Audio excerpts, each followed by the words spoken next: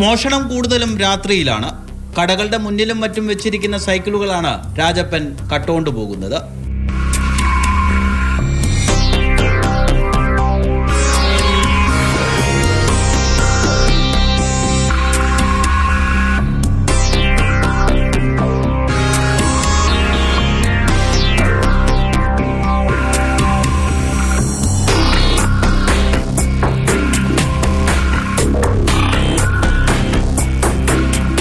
ഹരിപ്പാടാണ് രാജപ്പന്റെ ജന്മദേശം.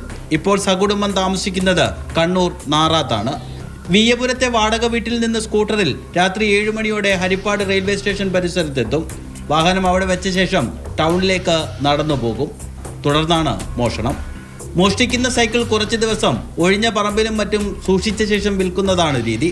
12 cycle police കണ്ടെത്തി. ആലപ്പുഴ ജില്ലയ്ക്ക് പുറമെ കണ്ണൂരിലും രാജപ്പനെതിരെ കേസുണ്ട്.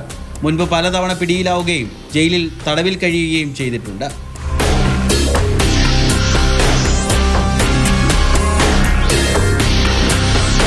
മാതൃഭൂമി ന്യൂസ്, ആലപ്പുഴ.